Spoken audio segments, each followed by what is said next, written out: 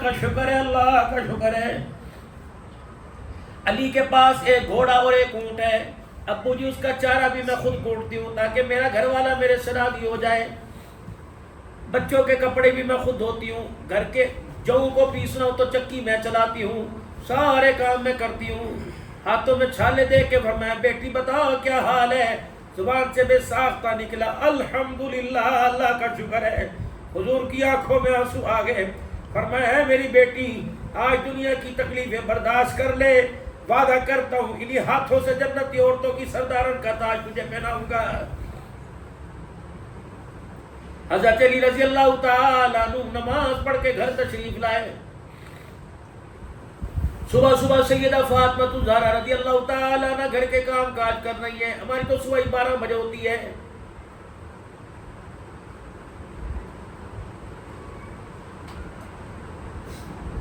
کتنے محلے میں ایسے گھر ہیں کہ ایک گھر سے بھی کوئی نماز پڑھنے نہیں جا رہا، احساس ہی کوئی۔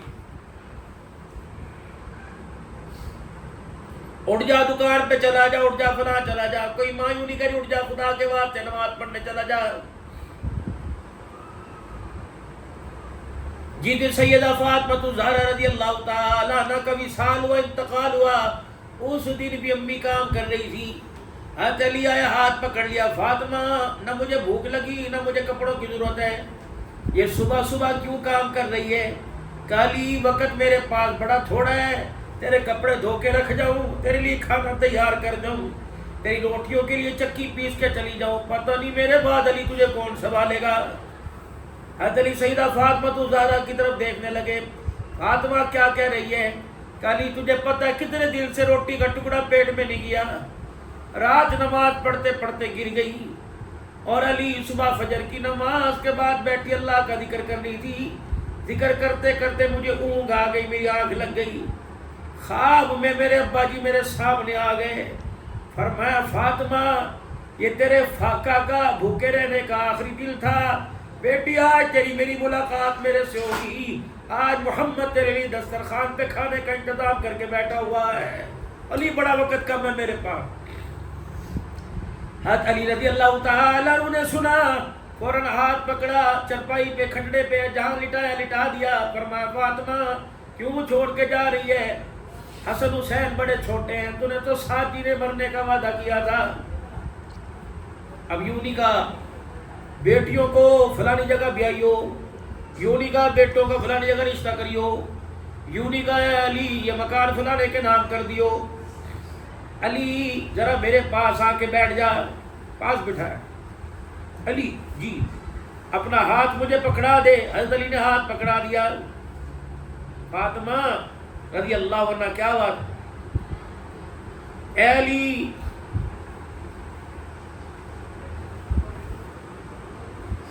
ابا سے ملاقات ہونے والی ہے، جب تک میری آنکھیں بند نہ ہو جائے تجھے یقین نہ آ جائے میرا انتقال ہو گیا، علی میرا ہاتھ نہ چھوڑنا۔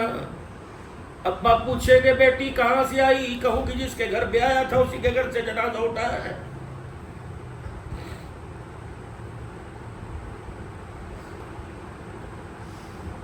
اے علی میرے کرتے کا دامن پکڑیو، ایک ہاتھ حضرت علی کے ہاتھ میں، دوسرے ہاتھ سے کرتے قمیض کا دامن، علی ادھر سے تو پکڑ لے، ادھر سے اماں نے پکڑ لیا۔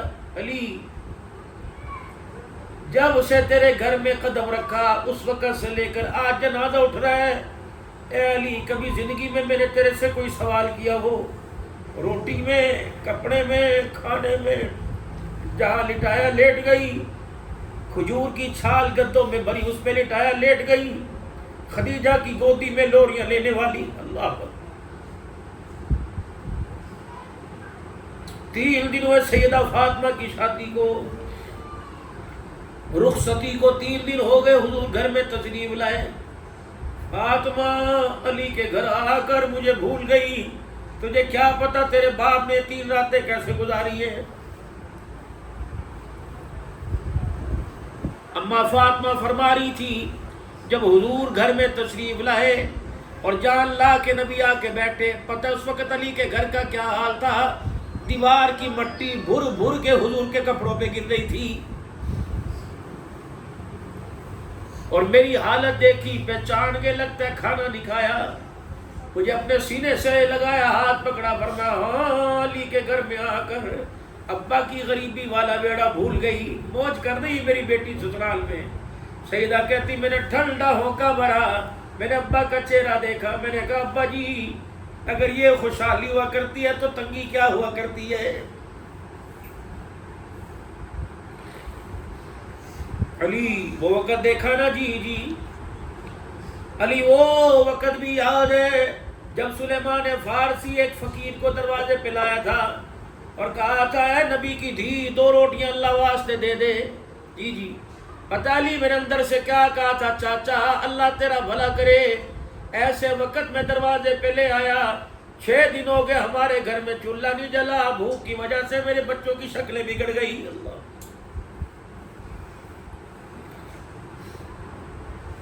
علی تجھے وہ وقت بھی یاد ہے جب میرا ابا میرے پاس بیٹھا تھا، نماز کے لیے میں کھڑی ہوئی زمین پہ گر گئی تھی، علی میرے ابا نے ہاتھ کا سہارا دے کے مجھے اٹھایا، کہا فاطمہ کیا بات ہے؟ میں نے کہا ابا جی بھوک کی وجہ سے میں ڈھال ہو گئی۔